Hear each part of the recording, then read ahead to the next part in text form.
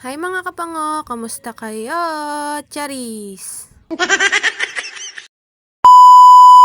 For today's video nga ay pupunta tayo ng Natipuan. Wow! Dahil naaya nga tayo ng aking mga pinsan ay for the go. Pupuntahan nga daw pala nila yung kanilang bangkang pinapagawa. Syempre kasama ako, di kasama rin kayo, Charis. Wow! Dito mga mare, hindi ko masyado i-edit yung video para naman mapanood nyo ng maayos. At kahit mapapahaba yung video natin okay lang yan, basta mapanood nyo ng maayos. Talaga naman nagagandahan yung mga beach dito, lalo na yung mga resort. Ang huling punta ko nga doon, bata pa ako at wala pa akong alam sa mundo. Kaya naman nung inaya nila kami ay for the sama naman ng person. Medyo masakit nga ang ulo ko kaya medyo mahina ang boses ko sa pagbo-voice cover. Mga besi dito nga pala ipaalis na kami. I-edit ko nga sana at ipa-fast forward yung mga video ko kaso naisip ko wag na lang. Kasi sayang naman yung effort ko sa pagbibideo, diba? Kung hindi ko rin isasama yung iba.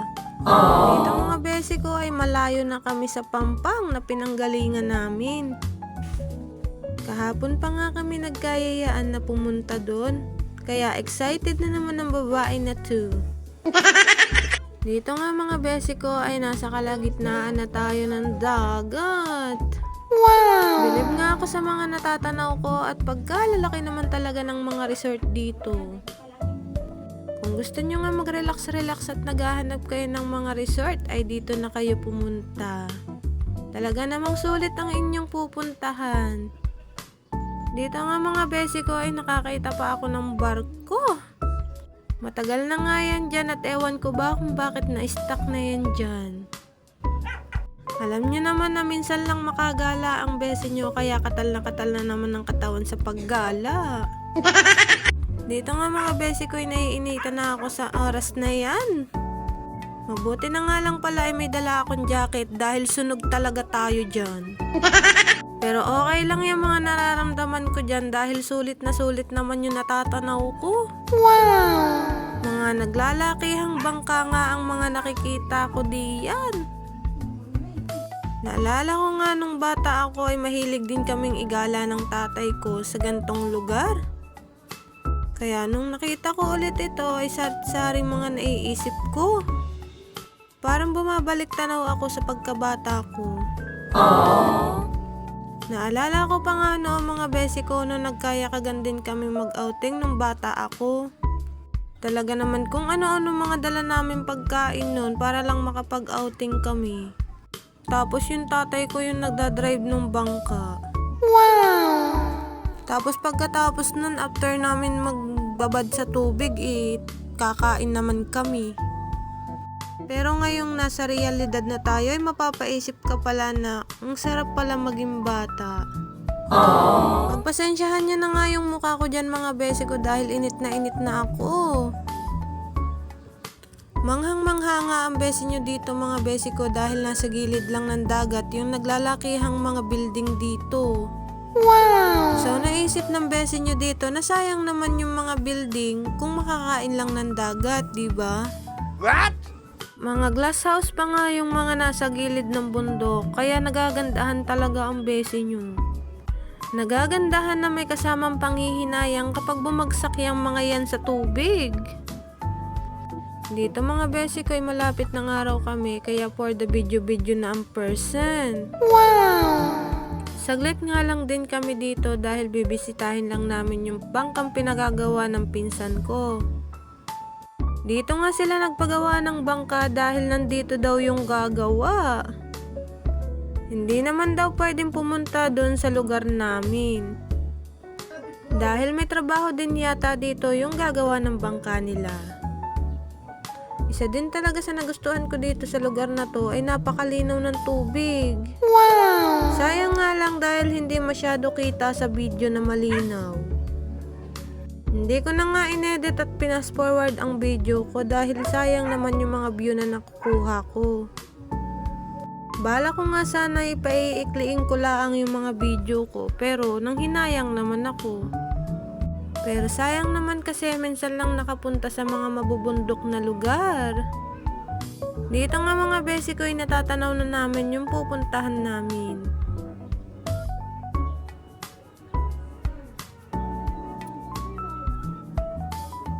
O diba, mismong sa tuktok ng bundok may glass house. Wow! Kaya nakakapanghinayang nga lang pag bumigay talaga yan. At dito mga besi ko ay malapit na nga kaming pumundo.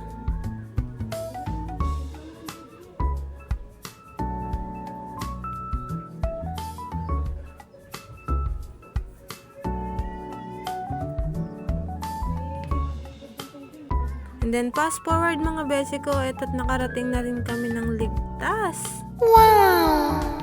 Hindi nga ako nagsising sumama dahil sobrang ganda ng kapaligiran dito mga besi ko. Sobrang linis at sobrang linaw din ng tubig.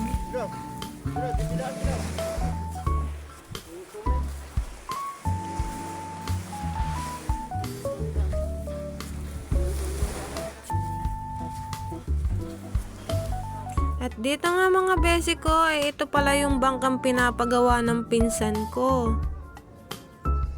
Imbis na nga yung bangka ang videohan ko, yung kapaligiran talaga. Ito nga pala yung bangka na pinapagawa nila. Wow! Naabutan pa nga na ginagawa. Malaki nga rin yung bangkang pinapagawa nila. At dito mga besi ko, ay ganda-gandahan na naman ng person. Pagpasensyahan mo na aking pinsan ay talaga hindi mapigilan ng pagbibideo. At talagang pati ikaw ay hindi nakaligtas. Dito nga mga besi ko ay ang ganda-ganda talaga ng mga puno dito. At talagang masasabi mong nakaka-relax ang lugar na to. Wow!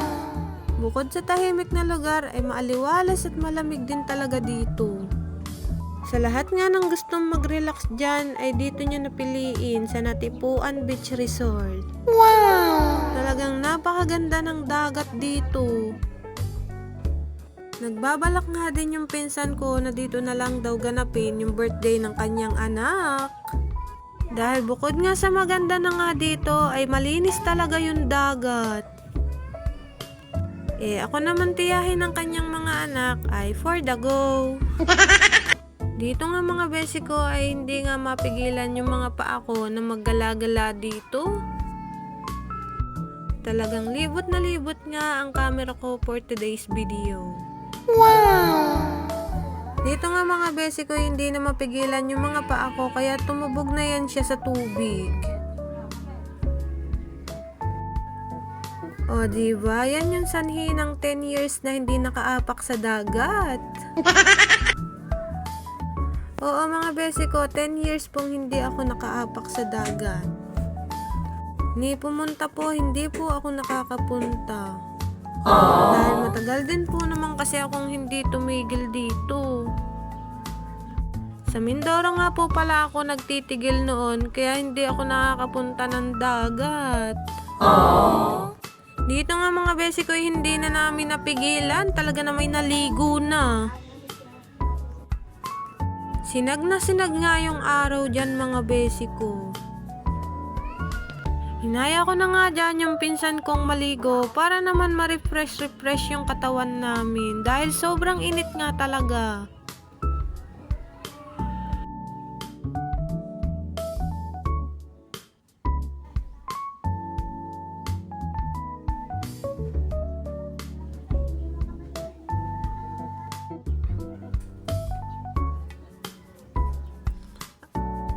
At dito nga mga besi ko ay nagpa-video ko sa aking asawa para naman may ambag siya sa aking pagbibideo.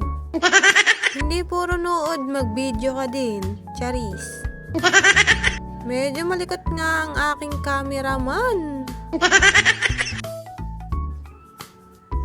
Dito nga sabi ko sa kanya ay iikot mo naman yung camera para naman makita nyo yung ganda ng view.